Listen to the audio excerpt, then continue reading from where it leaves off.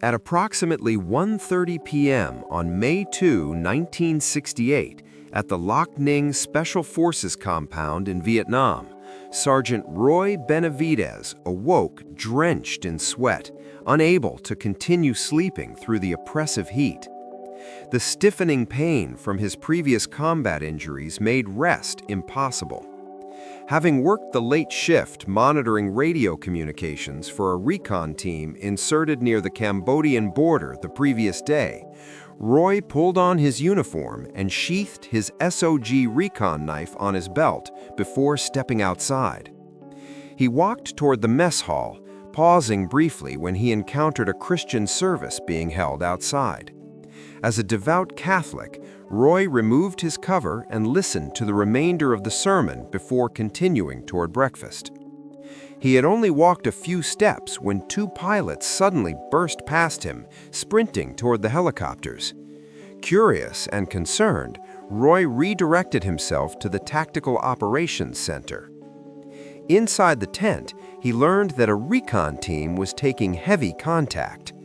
Two slick helicopters had been shot up attempting extraction, and a gunship had been lost. The teams were calling the Daniel Boone emergency frequency, something Roy had never heard before. It was bad. Roy rushed to the tarmac, his thoughts of breakfast completely forgotten. There he questioned the crew members, trying to learn who was out there fighting for their lives. Having arrived back in Vietnam only 2 weeks earlier, Roy had been reassigned to Loc Ninh to take part in top-secret cross-border operations. This collective unit felt more like family than military, and he desperately wanted to know if any of his friends were in danger. As Roy stood on the tarmac listening to the radio transmissions, he reflected on his own recent experience being extracted under heavy fire just a week prior. His friend had been severely wounded, shot through the eye, face, and back. Roy had called for immediate extraction to save his friend's life. Unable to land, the arriving helicopters had lowered nylon ropes in a Maguire rig configuration. Roy secured both his wounded friend and himself onto the lines, and they dangled beneath the helicopter as it lifted them to safety. During the flight, the ropes became dangerously intertwined, the friction melting the nylon. Sergeant Leroy Wright, Roy's longtime friend, had risked his own life by lowering himself down on his own rope mid-flight to untangle them. Leroy may well have saved Roy's life that day. Now, standing on the tarmac a week later, Roy wasn't sure if he personally knew anyone on the teams in trouble, but he wanted to find out their names so he could add them to his prayers. Meanwhile, back at the jungle clearing, things looked grim for the surviving recon team members. Grenades exploded around them, throwing bodies into the air and peppering the men with hot shrapnel. The radio remained jammed with commanding officers arguing instead of coordinating the extraction. Finally, breaking through on an alternate frequency, the team made contact with their air support. Fighter jets were inbound with napalm and cluster bombs. As the forward air controller dropped white phosphorus rockets to mark enemy positions in the tree line, the team took more casualties. The team leader, Leroy Wright, was killed by a bullet to the forehead. The remaining men were in bad shape, nearly out of ammunition, and losing consciousness from blood loss and wounds. The incoming airstrikes bought them precious time, scorching the enemy positions with napalm and cluster bombs. Mad Dog gunships poured rockets and machine gun fire into the tree lines, but the enemy kept coming. It was clear they were facing at least a battalion of North Vietnamese Army soldiers, possibly more, some operating from established bunker positions. Back at Loc Ninh, Roy watched as damaged helicopters crashed onto the runway, their floors soaked with blood. One aircraft carried Michael Craig, a 20-year-old man dying from a horrific chest wound. Roy rushed forward, hoping to use his combat medic skills, but immediately recognized there was nothing he could do.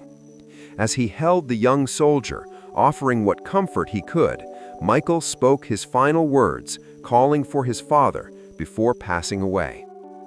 Roy laid Craig's body gently onto a stretcher, then began moving between the damaged helicopters, catching snippets of conversation. When he asked about the team members still on the ground, someone mentioned the big sergeant. Roy's heart froze. That was Leroy Wright, his friend, the man who had saved his life. The sound of turbines spinning made Roy turn around. Greyhound 1's rotors were beginning to turn. Without hesitation, he grabbed a medical bag off the ground and ran to the departing helicopter, jumping in beside the 2 crew members manning the door guns. When asked if he was the bellyman for the mission, Roy simply gave a thumbs up. Warrant Officer Larry McKibben lifted the aircraft off the runway, heading west, back toward the firefight. As they flew toward the battle, Roy suddenly realized he had broken the most basic rule of any soldier. In his haste, he was heading into combat without his weapon. He had no gear, no firearms, no ammunition, no smoke grenades, no water. All he carried was the medical bag, a small bottle of Tabasco sauce in his pocket, and the 8-inch recon knife on his belt. As they approached the jungle clearing, the crew attempted to radio the team on the ground but received no response, only the sounds of gunfire. They began their descent into the pickup zone 100 yards east of the team's position. The North Vietnamese immediately directed heavy fire onto the helicopter. Hovering 15 feet off the ground, Roy took a deep breath, pushed the medical bag out of the door, and jumped. From his gunship circling above, Crew Chief Pete Gales was horrified, believing Roy had been shot out of the slick. Nobody was crazy enough to jump into that battle voluntarily, but Roy was up and running the moment he hit the grass. The surviving team members, seeing his approach through the smoke and chaos, provided covering fire as the departing helicopter dropped ammunition belts that landed too far to reach. Only a few strides into his sprint, he was knocked off his feet as an enemy round passed cleanly through his leg muscle. He was back on his feet in seconds, heading for cover. An RPG exploded in front of him, sending shrapnel into his face. Another enemy round hit him again, and Roy went down a second time. Wiping blood from his eyes, he crawled the remaining distance toward the team's position, being hit by more gunfire, but continuing forward until he reached the wounded men. Roy quickly assessed the situation. The team was in bad shape with multiple casualties, nearly out of ammunition, and surrounded by enemy forces. He grabbed a damaged radio and began coordinating with the circling aircraft, directing their fire on enemy positions. Between incoming fire, he administered morphine to the wounded, checked tourniquets, and organized the survivors into a defensive perimeter. When Greyhound 1 swooped down to attempt extraction, Roy escorted the wounded men who could move toward the helicopter, firing an AK-47 he had picked up from a fallen enemy soldier. As the helicopter tried to move closer to reach the remaining wounded, Roy directed the pilot forward while running alongside, providing covering fire with the door gunner. Roy crawled to Leroy Wright's body, tears streaming his bloodied face. He was determined to bring his friend home to his wife and 2 young boys.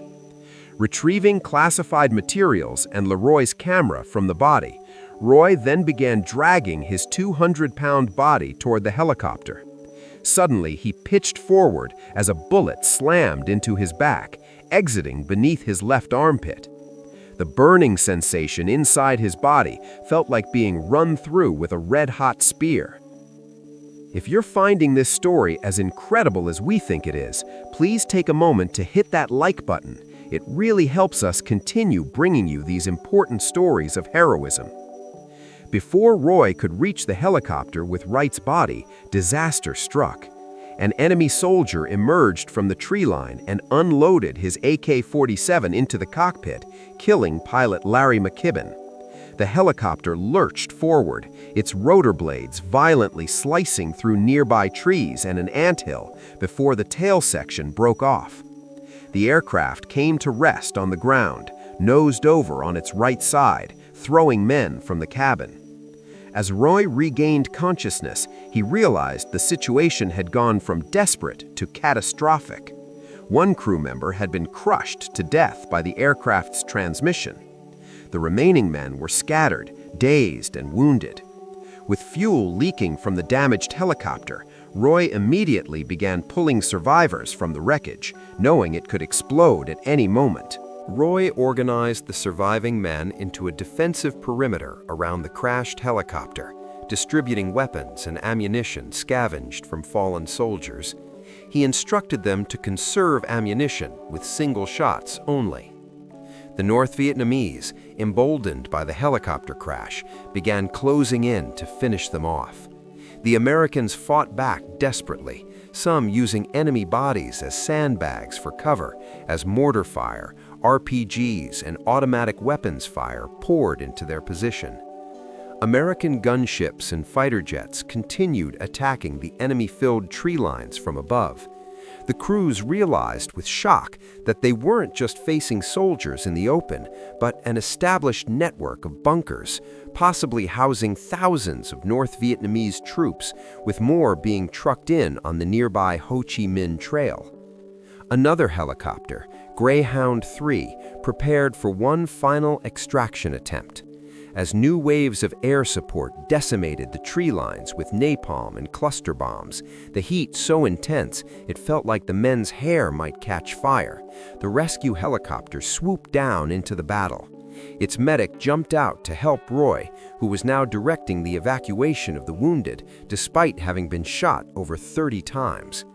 As Roy helped load wounded men into the helicopter, an enemy soldier suddenly appeared behind him. Out of ammunition, or hoping to capture a live American, the soldier swung his rifle like a bat, striking Roy in the head and knocking him to his knees. As Roy was hit again in the face, the enemy soldier charged with his bayonet, slicing a deep gash into Roy's left forearm. Roy trapped the rifle barrel under his arm, but the soldier yanked it back, the bayonet slicing Roy's stomach open. With only his recon knife available, Roy wrestled the enemy soldier to the ground, plunging the blade into the man's side and then driving it hard into his chest. The soldier's body went limp. Roy staggered to his feet, his intestines now spilling from the gaping bayonet wound, and continued evacuating the wounded. Using his free arm and an AK-47 he had picked up, he helped more men toward the helicopter while continuing to provide covering fire.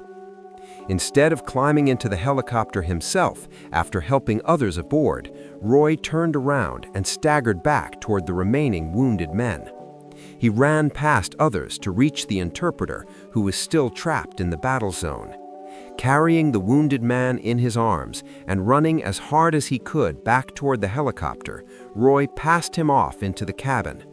As the crew helped pull Roy into the aircraft, he turned to face outboard, continuing to fire at the oncoming enemy. He gave a thumbs up to the pilot, and the helicopter lifted off. It had been 6 hours since the recon team had first made contact with the North Vietnamese forces. Blood poured from the sides of Greyhound 3 as it cleared the jungle treetops and banked east back toward Loc Ninh. Later, another helicopter crew would return to the clearing under heavy enemy fire to recover the bodies of fallen Americans and indigenous personnel. When Greyhound 3 arrived back at Loc Ninh, Roy Benavidez lay motionless between the pilot's seats, his eyes crusted shut with blood, his arms crossed tightly over his gaping abdominal wound. Having suffered more than 30 wounds, Roy's limp and nearly unrecognizable body was lifted out of the aircraft and laid on the ground alongside dead enemy soldiers that had been accidentally loaded onto the helicopter. The attending medics, assuming Roy was dead, began placing bodies into bags. When they reached Roy, one medic knelt over him with his hand on Roy's chest, preparing to zip the body bag closed. Roy looked dead. He certainly felt like he was dying, but frozen in shock, unable to move or open his eyes or speak, Roy could still hear everything happening around him. As the medic began pulling the zipper up over his body, Roy mustered the last of his strength and did the only thing he could. His mouth filled with blood, he spit in the medic's face. The medic stopped. Roy was alive. They immediately got him out of the body bag and onto a stretcher.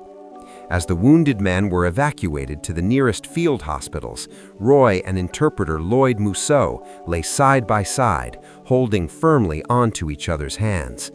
Mousseau had sent his 3-year-old daughter a birthday card only a few days before the mission. It would be the last correspondence his family would receive. Shortly before landing, Roy felt Mousseau's hand go limp. He was gone at age 26.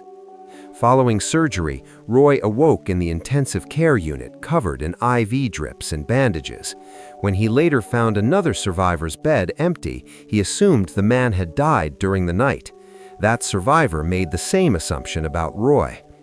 It wasn't until July 1980, some 12 years later, that Brian O'Connor, now living in Fiji, would read a newspaper article that shocked him to his core. The article discussed the heroic actions of May 20, 1968, and addressed the fact that the Army Decorations Board had refused to award Roy the Congressional Medal of Honor, stating there was insufficient evidence. O'Connor was not only pleased to discover Roy was still alive, but appalled that he had never received proper recognition.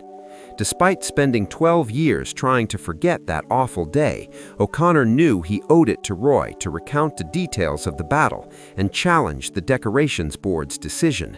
Against all odds, Roy had saved his life on numerous occasions. During his year-long recovery, Roy had been advised to retire from the Army for medical reasons. As was his custom, he politely refused. Despite the hostile reception many returning veterans received from fellow Americans, Roy continued to proudly wear his uniform wherever he went. He would serve another 25 years, totaling 25 years of military service, before finally accepting medical retirement in 1976 due to the extent of his injuries. When O'Connor contacted Roy in July 1980, Roy couldn't believe his friend was alive. Hearing O'Connor's voice brought tears to his face. O'Connor told Roy he was submitting a statement to the Army Decorations Board about Roy's heroic actions. Due to the long delay, even with O'Connor's testimony, President Carter had to sign a congressional bill granting an extension to the time limit on awarding medals for heroism. With added delays due to the Iran hostage crisis, it wasn't until February 24, 1981, that newly elected President Ronald Reagan conducted a ceremony at the Pentagon, during which Roy was finally presented with his long-overdue Medal of Honor. Roy's daughter Yvette later shared what she wanted people to know about her father. He always put youth and children first, knowing they were future leaders. Everything he did after receiving the medal was done to encourage and inspire them. The books he co-authored were kept free of inappropriate language so school-aged children could read them. The family created a scholarship in his name at El Campo High School as one way of honoring him. Yvette described her father as an amazing dad and a loving, devoted husband. He was funny, witty, smart, a jokester, an avid reader who loved John Grisham novels, and a devout Catholic. God came first in his life, and he would often go to church simply to sit and be still with God. He always put others first and made it a point to make personal connections with everyone he met. If someone wrote him, he wrote back. If someone approached him during his daily runs or walks, he talked to them. He truly made people feel as if they were the only two people in the world when he spoke with them. He was very personable and loved making connections with people. Roy often reflected on that day in May 1968. He recalled how his mission was to recover classified material and save the men trapped in that jungle clearing. When one of the wounded men he had fought so hard to save died while holding his hand in the helicopter, Roy questioned why he had been put through such a test. Why had he been allowed to get those men out, to save them and recover the critical material, only to have them taken away? Roy believed his life was spared for a reason, and he hoped it was a good reason. Many people called him a hero, and he appreciated the title, but he always maintained that the real heroes were the ones who gave their lives for their country. The real heroes were the wives and mothers who supported their soldiers. Above all, the real heroes were the ones lying in hospital beds, disabled for life from their wounds. When asked hundreds of times if he would do it all over again, Roy's answer never wavered. In his 25 years in the military, he felt he had been overpaid for his service to his country. There would never be enough paper to print the money, nor enough gold in Fort Knox to keep him from doing what he did. He was proud to be an American, and even prouder that he had earned the privilege to wear the green beret. He lived by the motto of duty, honor, country. Roy Benavidez's story stands as a testament to the extraordinary courage, selflessness, and determination that defines the best of human character. In 6 hours of hell, through wounds that would have killed most men several times over, he saved the lives of at least 8 men and recovered critical classified materials. His actions that day embodied the warrior spirit and the bond between brothers in arms that transcends individual survival.